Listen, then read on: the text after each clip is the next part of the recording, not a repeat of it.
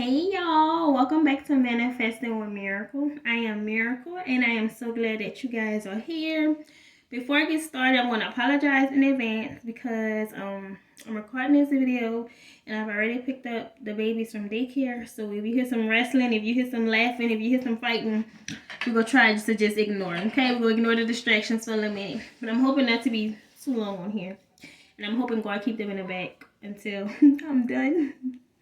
So, this word is coming from a dream that I had, and basically it's just a warning that it's time to get serious. It's time to pray without ceasing. It's time to stand firm, to stay our ground. It's time to watch the company that we keep. It's time to be serious about what life we're going to live, whom shall we serve, okay, who we will serve, okay, because we can see the warnings of things happening, but we're not taking heed to it. The warning always comes before the destruction, but we don't want to take action until it's too late. So basically the other night I had a dream, and in my dream, this is for the people, in Louisiana.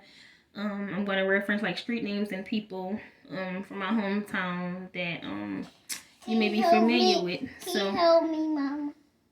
Okay, I'm doing my video right now. Can you wait till I finish? No. Okay.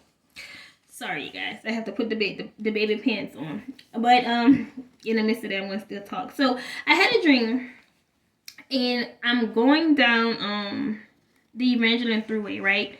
So with the Evangeline Thruway, it's like a three-lane highway, pretty much. So I was with a former co-worker, and we had decided to meet up. We were going to her daughter's like her daughter had like a dance recital or something that we were going to, and we were on lunch break, and I was like, oh yeah, I'll come with you. So we get there, and her daughter's on stage just dancing like ballet and stuff. So we're heading back to work. So we're coming down Evangeline Thruway, and it's like I'm driving, and like you can see stuff up ahead, like the police, and they had like dead bodies in the road, like maybe it was an accident, the ambulance, fire trucks and stuff.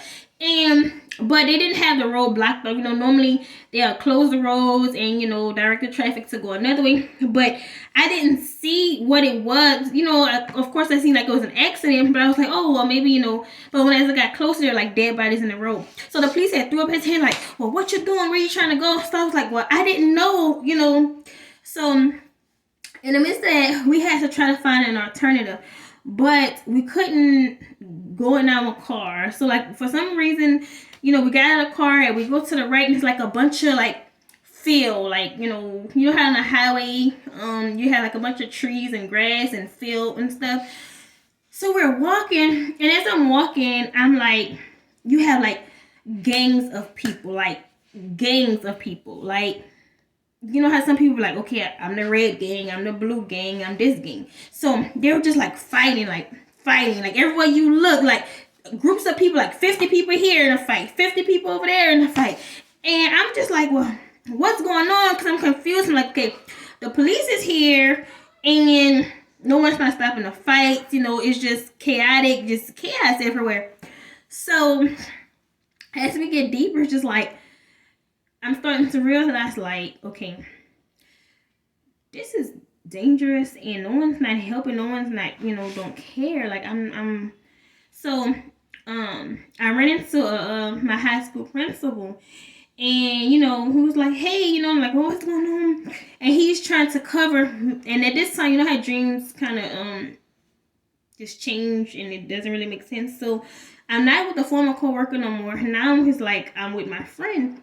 And the principal is trying to protect us, like he's talking to the police, and he's like, y'all go this way, go this way. It's like we were trying to sneak around all of the bad stuff to find our way out.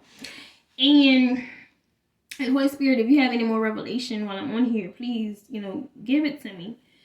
So, everywhere we were going, we were like trying to sneak out, like, because what it was is we were the good Christian people.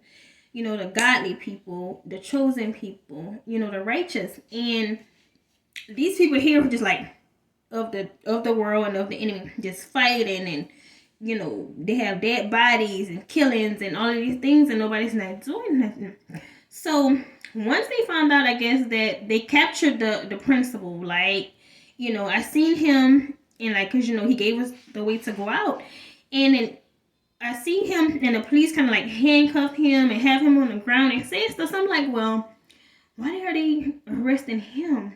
You know, so it's like we get into the street, like we, you know, going through the grass, the wilderness, and we're almost there, and they had some guys, like about 2 or 3 of them, come like, it's like, where you think you're going? You know, and they had their guns and all this stuff. So you know, we were scared. We were kind of like, please, you know, we just trying to get home, you know, and it felt so real in my dream, like I felt it. This man, he pulled out a gun, and I felt like the steel metal, like in the top of my head. Like it wasn't like right here, it was like in the top of my head, like on my scalp. And he was like, lay down, where you trying to go? And he was trying to rape me. And I had on a jacket, like a pullover jacket. So he's like pulling on my jacket, and I'm pulling down, and I'm squirming, I'm kicking and stuff like that. And I remember telling my friend in her dream, like before we got to the rape part, I remember telling her, like when we were running, you know, when they were telling us which way to go, how to get out. I remember telling her, I said, I don't know what you normally do. I said, but what I normally do in a situation like this is I pray. I just pray, you know. So the guy tried to, you know, rape me. He put the gun to my head, and it was like, once I felt that steel metal, and you know, I was like, help, help. And I'm telling you, like, they had police officers dressed in uniform, you know, with their shirts and their badges and their belts and their guns and everything on their waist. I'm just like, they just standing there like not helping. So what they were doing were, they were persecuting the good people. And the bad people, they were just like getting away with. They're protecting the bad people, and you know, wanting to do away with us good people. So basically, what I'm coming on here to say is that, you know, no one is going to be able to save you but God. Okay. You know, the Bible already speaks of this, like, you know, the world is going to hate us. You know, they hated God first, and you know, we're going to be you know, basically persecuted for God's name's sake, you know. And it's like, it's a warning, because people are still out here just clubbing and fighting and smoking and drinking and just going out dancing and just living life like God is not going to return. And take heed to what's going on. You don't want to be caught up. Basically, what the dream was, it was hell. That's what hell is. You know, hell, you know, there's rapes, there's killings, you know, it's all of the things of the evil world, you know. So I'm just coming on here to warn people, you don't want to get caught up in that. And the only person that will be able to save you is God. But, you know, you can't wait till the time of trouble to call on God. Okay, you have to have that closeness with him now. You have to have that relationship with him now, because you don't want God to be like, oh no, you know, I don't know you, I don't recognize your voice, like, who's that calling my name, like you wasn't calling my name before. You don't want God's ears to be deaf to your cry. Okay. So the dream, yeah, it was like really scary, but I feel as though it's a warning for people to, you know, get it together. You know, the end times, I don't know when it is, you know, I'm not saying it's tomorrow, but the end times will surely come. It is written, and you don't want to get caught up with the things of, you know, of the world. Like, I can just imagine how hell is. You know, a lot of people think, oh, hell is just, oh, when you die, you just go down into a lake of fire and burn. But, you know, right now, you know, in hell, you know, the enemy is going to, like, torment you. Like, you know, it's not just going to be you just swimming in a lake of fire. It's just going to be all kind of just demonic things, you know, the things that's up kind of, you know, of this world, you know, rapes and killings and all of these other things. And you're going to be like terrified, and you're going to be calling, you know, on God. But, you know, once judgment day has come and you've chosen, you know, God's like, okay, he's going to take the people with him and the other people is just going to be, you know, left behind, you know. So I just want to come on here really quick to not scare you, but to warn you to get right with the Lord. Okay, so y'all have a great night. Thanks. Bye.